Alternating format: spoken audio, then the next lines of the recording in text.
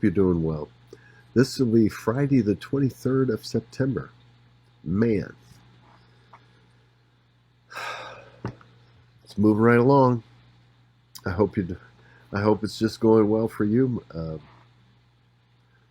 One of the good things about this time of year is you don't really have to cut the grass that much. I like that. Of course, now the leaves are going to fall, so that's going to make it a little different.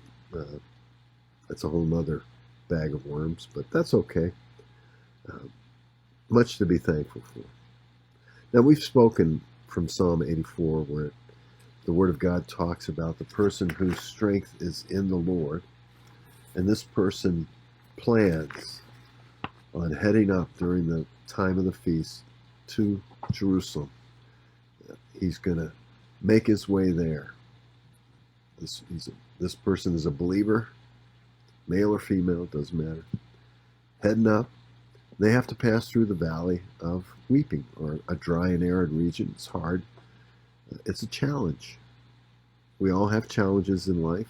No one is exempt. If you're a believer, God's plan is to conform you to the image of Christ. That means you've got to have to learn to deny yourself and live unto Him. Doesn't matter whether you live in America, Africa, Asia, communist countries. Doesn't matter where you're at. We all have to. If God has a plan, it's going to happen to all of us. Now, we can choose to ignore it. We can choose our portion in this life.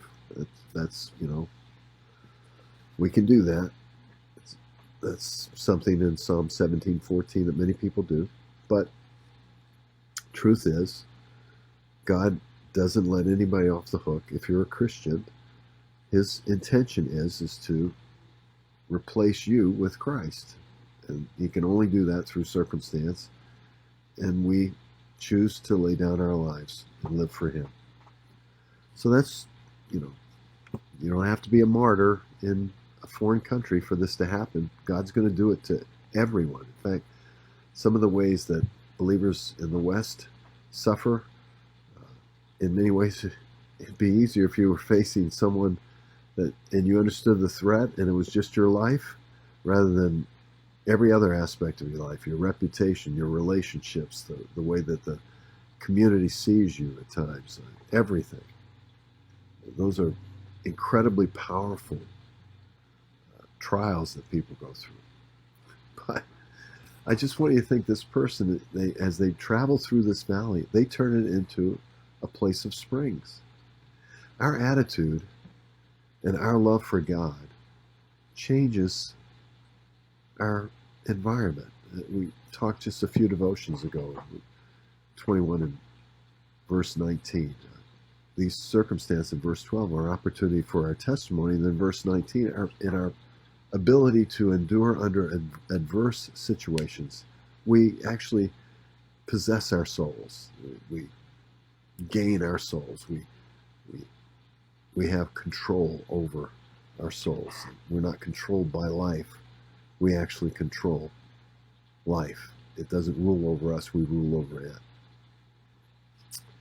That's an incredible privilege.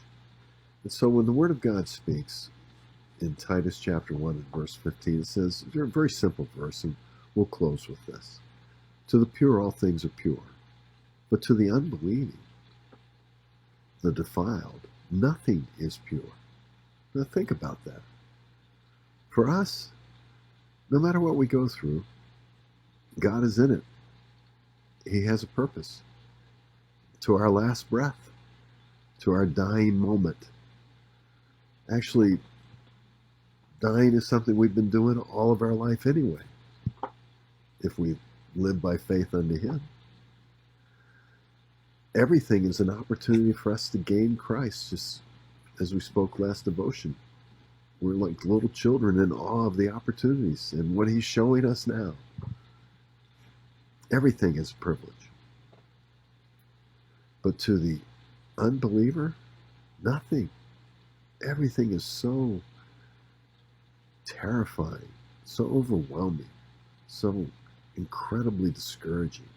I can't imagine living in the world culture that we live in today as an unbeliever. How terrifying. Global warming, emissions, all the things that people are being thrown, the COVID, the fear of some new virus or some other plague, all these terrorizing things, the way people are treated on social media, the fear of how others will view you, the loss of everything because you make a false statement or a statement that isn't viewed as being, acceptable. Can you imagine? To a believer, everything is pure. Such a great opportunity. Living in the love of God, loving others, being loved by God, recognizing that everything that comes our way, He is our way of escape in 1 Corinthians 10:13. Till next time, friends, God bless you.